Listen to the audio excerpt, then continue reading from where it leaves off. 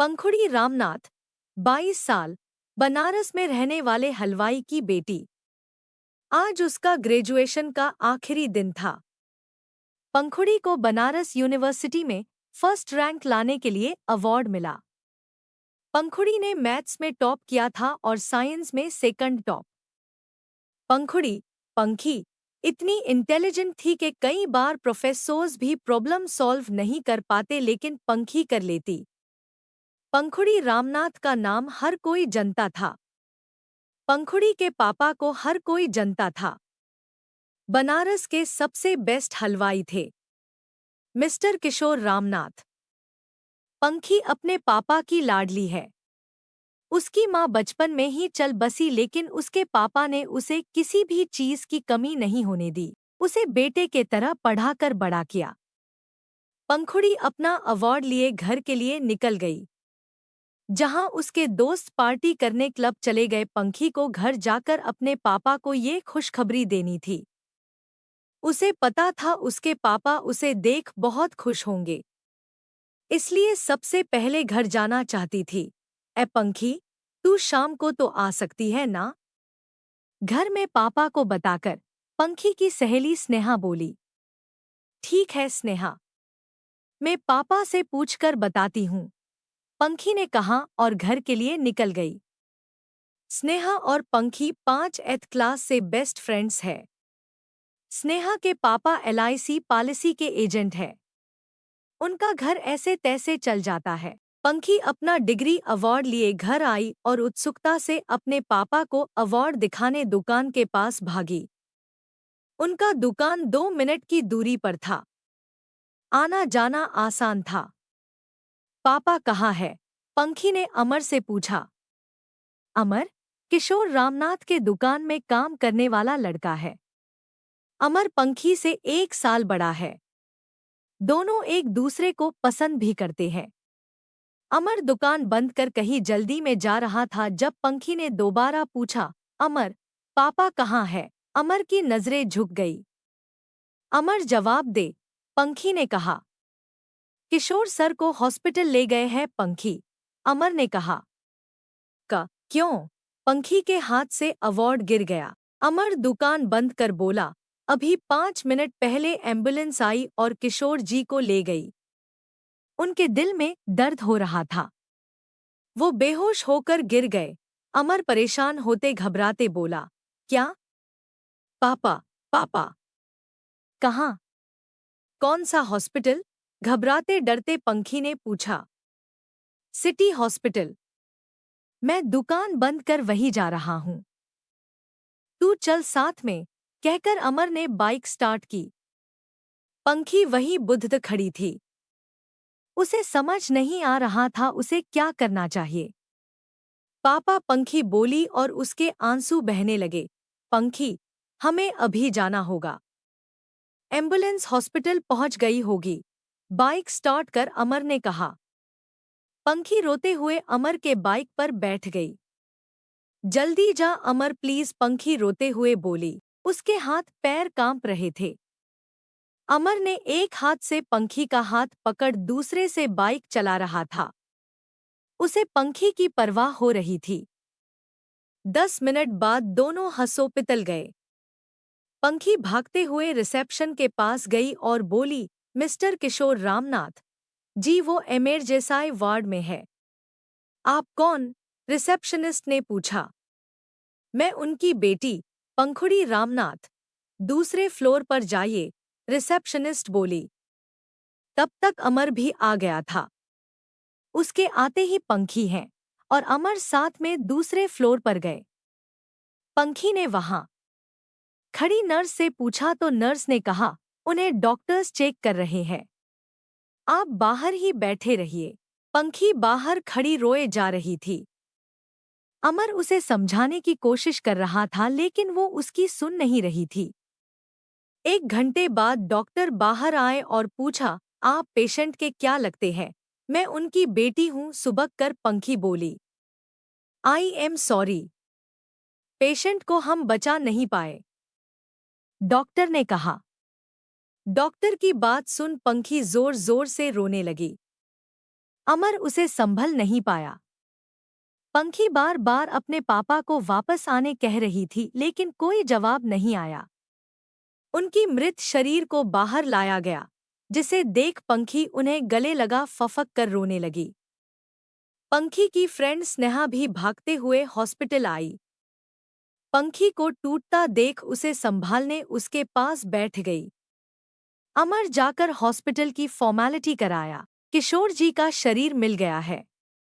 Ambulance में उन्हें वापस ले जा रहे हैं। पंखी हाँ में गर्दन हिला कुर्सी से उठी। स्नेहा भी उसके साथ बाहर चली आई।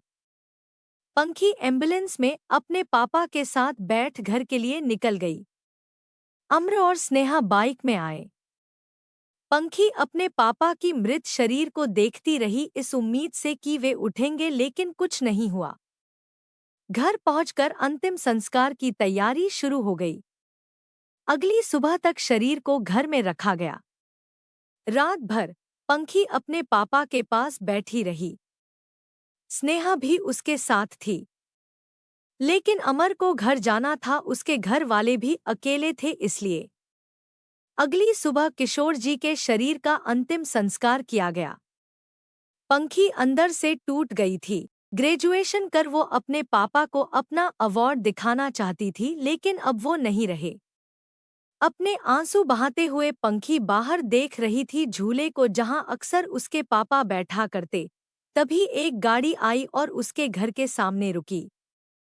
उसमें से 5 हट्टे खट्टे बाहर आए और घर की घंटी बजाई। पंखी ने दरवाजा खोला और पूछा, जी, आप कौन? सुना है किशोर रामनाय नहीं रहा, लड़के ने पूछा। आप कौन? पंखी ने पूछा। घर के अंदर आते हुए लड़के ने कहा, किशोर का कर्जदार। उन्होंने मुझसे 20 लाख रुपए लिए थे, अभी तक वापस नहीं किया, और अब वो टपक गया तो तुम हमें पैसे दोगी? क्या बकवास कर रहे हो? आप लोग हैं कौन? निकालिए यहाँ से, गुस्से में पंखी बोली। लेकिन उसकी सुनने वाला कौन था?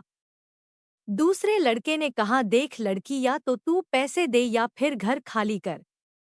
मैं कहीं नहीं जा रही, पंखी पैर पकड़कर बोली। हंसते हुए पहले लड़के ने कहा, हमें पता है तुम्हें घर से कैसे निकलना है। फिर अपने आदमियों से कहकर पंखी को उठाया और घर से बाहर खड़ा कर दिया। पंखी चीखते चिल्लाते हुए हाथ पैर मारने लगी, लेकिन किसी ने नहीं सुनी। पड़ोसी बस खड़े खड़े तमाशा देख रहे थे। दूसरे लड़के ने घर का ताला लगाया और पंखी के पास आकर बोला, घर वापस चाहिए? तो 3 महीने के अंदर अंदर 20 लाख वापस कर और घर की चाबी ले जा। पहला शख्स बोला, सिर्फ 3 महीने का वक्त है तुम्हारे पास, और पांचों गाड़ी में बैठ चले गए। पंखी को समझ नहीं आ रहा था क्या हो रहा है। उसका फोन भी घर के अंदर रह गया। कहाँ जाना है, क्या करना, उसे कुछ समझ नहीं आ रहा था। ऐसे में वो स्नेहा को याद कर उसके घर गई। स्नेहा से जब सारी बात बताई, स्नेहा भी डर गई। स्नेहा ने अपने घर वालों की बात बताई। तभी स्नेहा के पापा ने कहा, पंखी, तुम्हारे पापा ने कर्ज लिया था, ये बात मुझे पता था। क्या? पापा ने कर्जा लिया था? पर क्यों? मुझे क्यों नहीं बताया? पंखी रोते आंसू पोंछते हुए बोली, तुम्हारी ग्रेजुएशन की पढ़ाई और अमेरिका जा पढ़ने के सपने पूरे करने तुम्हारे पापा ने पैसे लिए। इसलिए दुकान में दिन रात मेहनत कर पैसे जोड़ रहे थे, लेकिन इससे पहले। स्नेहा के पापा बोलते बोलते चुप हो गए। पंखी को कुछ समझ नहीं आ रहा था क्या करना है। अब क्या करेगी तू? स्नेहा ने पूछा। मुझे कैसे भी कर 20 लाख जोड़ने हैं। पापा की निशानी है वो घर, ऐसे ही नहीं जाने दे सकती, पंखी सोचते हुए बोली। फिर स्नेहा के पापा से पूछा, दुकान तो है न? उसे बेचकर पैसे बना सकती हूँ ना? स्नेहा के पापा ना में गर्दन हिलाकर बोले, 6 महीने पहले उसे भी बेचकर तुम्हारे पापा ने कुछ कर्जे का पैसा लौटा दिया। पंखी उनकी बात सुन खूब रोने लगी। स्नेहा उसे संभालने की कोशिश कर रही थी, लेकिन पंखी के आंसू रुके नहीं। पंखी, क्या मैं तुम्हारे पिता के दर्जे पर खड़ा होकर एक सलाह दूं? स्नेहा के पापा ने पूछा। जी अंकल, पंखी ने कहा। बनारस छोड़कर चले जाओ। अगर पैसे मिले तो ठीक, नहीं तो चली जाओ। वो गुंडे सिर्फ पैसों के पीछे नहीं हैं। फिर? पंखी ने पूछा।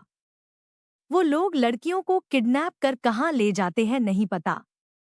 अगर तुमने पैसे नहीं दिए तो घर भी ले रखेंगे और तुम्हें आगे, तुम बात को समझो। स्नेहा ने पापा ने समझाया। मैं क्या करूं अंकल? पंखी रोते हुए बोली। अगर तुम चाहो तो मैं तुम्हें एक नौकरी दिला सकता हूँ। शायद 20 लाख नहीं मिलेंगे लेकिन तुम सेफ रहोगी, उसके पापा ने कहा।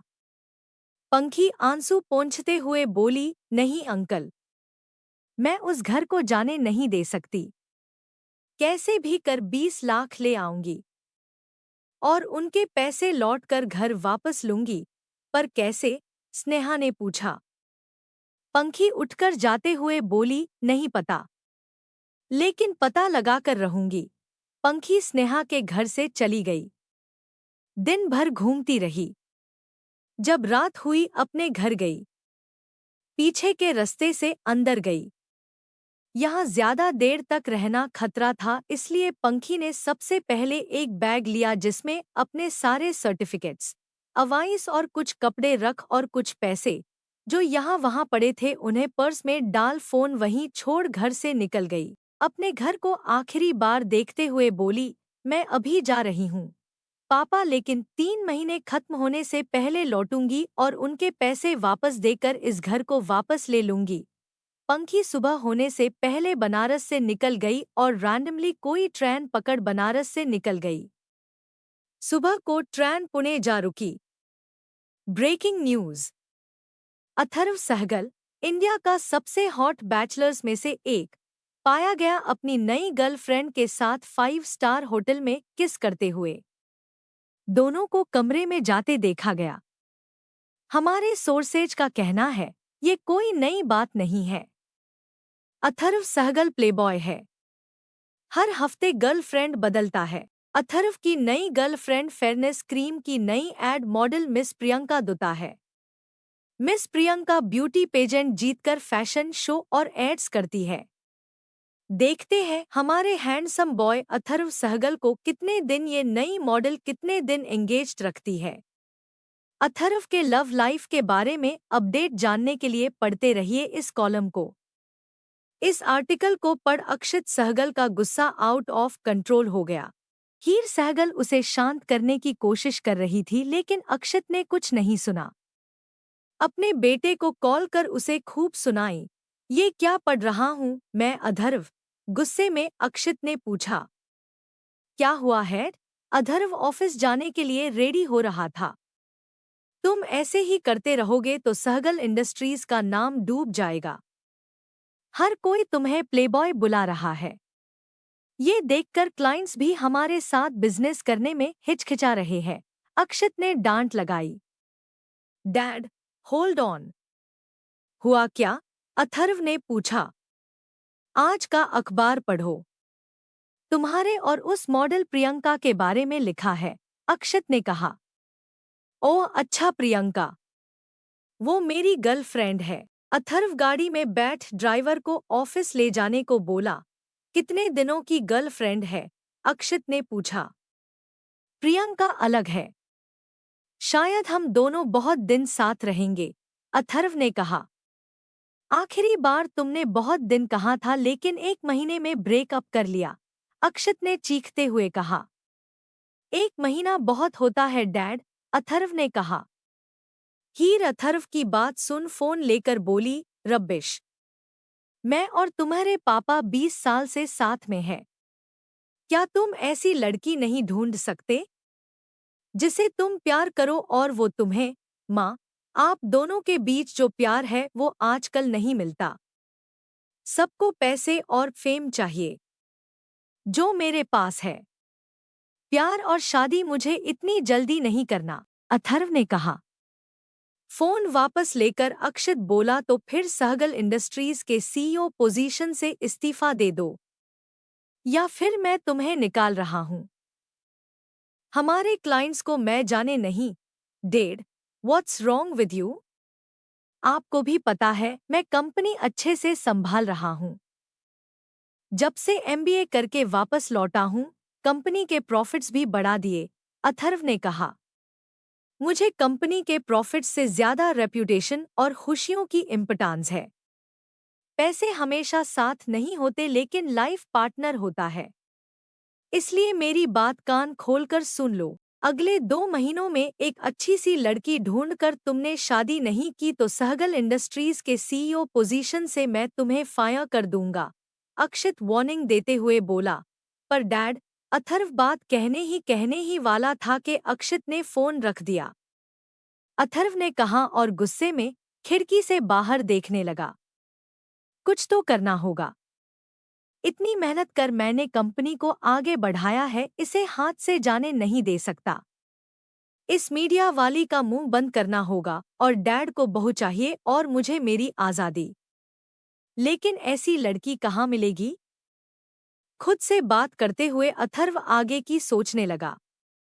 तभी उसे प्रियंका का कॉल आया। फोन कट कर उसे ब्लॉक कर दिया। अगले दिन वापस न्यूज़पेपर में अथर्व के ब्रेकअप के बारे में छापा। इस बार कौन है जो अथर्व की गर्लफ्रेंड बनने वाली है? अब किसने अथर्व का दिल जीत लिया? ऐसे ही सवाल अखबार के में छपने लगे। अथर्व सहगल इतना हैंडसम था कि कोई भी लड़की उसकी गर्लफ्रेंड बनना चाहेगी। उसके पैसे और फेम देख और भी अट्रैक्ट हो जाते।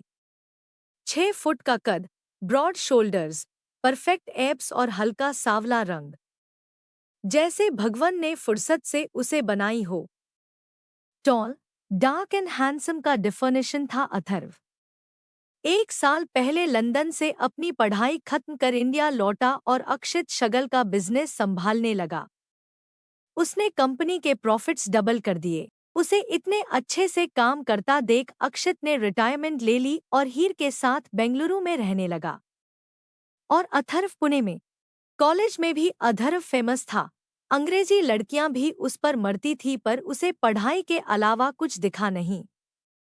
इसलिए इंडिया आने के बाद कंपनी संभालते हुए उसने अपना लाइफ जीना शुरू किया। 24 साल के उम्र में अथर्व इंडिया का टॉप मोस्ट हैंडसम सीईओ बना और इस 1 साल में उसके कम से कम 12 गर्लफ्रेंड्स रही होंगी और अनगिनत वन नाइट स्टैंड्स। अथर्व का कहना था लव जैसी कोई चीज नहीं होती, सब सिर्फ पैसों के पीछे भागते हैं। उसकी गर्लफ्रेंड्स भी ये बात जानती थी कि अथर्व सीरियस रिलेशनशिप नहीं बनता। ये सब जानते हुए भी अथर्व पर मर मिटती। जहां अथर्व की लाइफ बहुत अच्छे से चल रही थी वहीं एक लड़की इस शहर में नई आ गई जो बहुत जल्द अथर्व के लाइफ को बदल कर रखने वाली थी। 1 हफ्ता हो गया पंखी को पुणे आए हुए। सबसे सस्ते पीजी में एक कमरा लिया जो 2 और लड़कियों के साथ शेयर करना था। लेकिन सबसे अच्छी बात ये थी कि सिर्फ 3,000 में उसे रहना और एक वक्त का खाना मिल रहा था। दोपहर और रात का खाना वो मैगी और दाल चावल खा लेती। पिछले 1 हफ्ते से पंखी अखबार में जॉब्स ढूंढे जा रही थी। उसके पास पुराना स्मार्टफोन था जिसमें ऑनलाइन जॉब एप्लीकेशन डाल रही थी। लेकिन कहीं से भी उसे पॉजिटिव जवाब नहीं आया। यार तू सिंटेक कंपनी में सेक्रेटरी का काम क्यों नहीं करती? वहाँ एक पोजीशन ओपन हुआ है। सीमा, पकी की रूममेट बोली। सेंटेस कंपनी अच्छी तो है लेकिन मैं सेक्रेटरी का काम नहीं करना चाहती। मैं बिजनेस एडमिनिस्ट्रेशन का काम ढूंढ रही हूँ। पंखी ने कहा, बेब, मैं तो बस हेलो कर रही थी। जब तक अच्छी जॉब नहीं मिल जाती वहाँ काम कर लो, एटलीस्ट महीने का गुजारा हो जाएगा। आगे तेरी मर्जी, कहकर सीमा जाने लगी लेकिन पंखी उसे रोकते हुए पूछी, सुन, रुक जा। प्लीज बता कैसे अप्लाई करना है। जॉब की बहुत जरूरत है। पंखी दोपहर तक जॉब सप्लाई करती रही। जब भूख लगने लगी तो पास के दुकान से मैगी ले आने बाहर गई। पर तो दुकान बंद थी। जान जाने किस बात से। अगली दुकान 10 मिनट के दूरी पर थी। पंखी चलते हुए दुकान में गई और अपना सामान लेने लगी। वहीं दूसरी ओर अथर्व को दोपहर की मीटिंग के लिए क्लाइंट के ऑफिस जाना था। अपने ड्राइवर के साथ वक्त पर निकल गया लेकिन रास्ते में ट्रैफिक में फंस गया। अरे यार, ऐसे तो मैं मीटिंग के लिए देर हो जाऊंगा, अथर्व ने ड्राइवर से कहा। ड्राइवर बोला, सॉरी सर, वो आगे एक्सीडेंट हो गया है इसलिए ट्रैफिक है। अगर आपको दिक्कत नहीं है तो मैं अंदर के रास्ते से ले चलूं? रास्ता कच्चा है लेकिन वक्त रहते पहुंच जाएंगे। हाँ, प्लीज चलो। टाइम वेस्ट नहीं करना, अथर्व ने कहा। ड्राइवर गाड़ी घुमाकर अंदर के रास्ते से ले गया, जहां सब्जियों की दुकानें और किराने की दुकानें भर भर के थी। रास्ता तो कच्चा था ही साथ ही लोग रोड पर चल रहे थे। लेकिन अच्छी बात ये थी कि उनके गाड़ी के अलावा और कोई ट्रैफिक नहीं था। ऐसे में ड्राइवर बार बार हाँक मारते लोगों को रास्ते से हटाते गाड़ी ले जा रहा था। लेकिन दुर्भाग्य से गाड़ी एक लड़की से जा टकराई।